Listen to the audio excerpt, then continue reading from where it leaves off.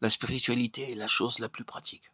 Lorsque des hommes ou des femmes sont appelés par Dieu dans un champ ou une parcelle de l'œuvre de Dieu et qu'en face de la tâche de la demande sont conscients au dernier degré qu'ils n'ont ni aptitude, ni puissance, ni ressources pour accomplir ce ministère, que par eux-mêmes la chose leur est totalement impossible que d'essayer de le faire, et ce serait une pure folie et une absurdité complète, et que dans pareilles circonstances, ils réalisent qu'ils ont un Christ vivant dans lequel se trouvent des ressources plus que suffisantes pour pallier la demande, et que saisissant de lui par la foi, ils s'attaquent à ce ministère conscient de la toute-suffisance.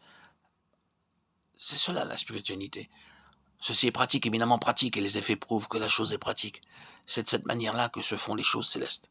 La spiritualité de Christ ne signifie pas qu'il se tenait loin des choses pratiques de la vie de tous les jours, et consistait bien plus en ce qu'il amenait les forces et les ressources célestes à produire leur effet sur les choses pratiques de la vie quotidienne.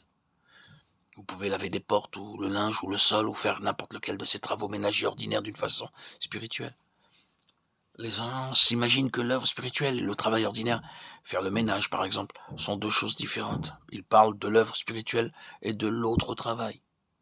En réalité, vous pouvez faire intervenir les ressources célestes dans n'importe quelle activité légitime et ce faisant rendre un vrai témoignage. La plupart des gens n'ont jamais l'occasion de puiser dans les ressources célestes pour exercer un ministère de prédication. La plus grande partie de leur travail consiste en des actes de routine quotidienne.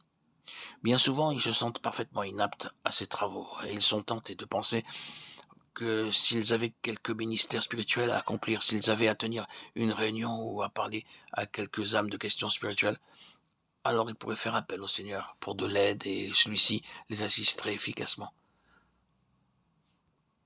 Par contre, pour des tâches triviales, routinières et ordinaires, une telle pensée est bien trop souvent totalement absente de l'esprit. Exactement les mêmes ressources doivent être utilisées pour le travail ordinaire autant que pour l'œuvre dite spirituelle. Tout doit se faire sur une base spirituelle et par là servir de témoignage. Pour venir à bout du labeur ordinaire d'une journée, il faut bien souvent plus que les simples ressources humaines. La spiritualité consiste à faire tout comme dérivé du ciel. Soyons prudents en traçant une ligne de démarcation, de peur de dissocier le spirituel du reste.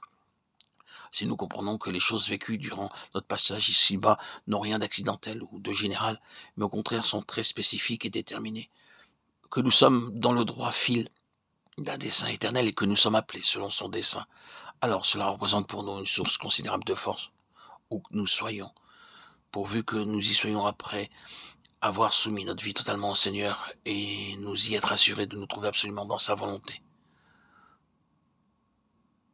Nous n'avons pas à compter les jours et attendre que le temps passe, mais à nous souvenir que nous sommes à cet endroit en rapport avec un dessein. Toutes nos ressources, nos forces doivent être utilisées pour le travail ordinaire autant que pour l'œuvre dite spirituelle. Et cela servira de témoignage, rendra un vrai témoignage dans n'importe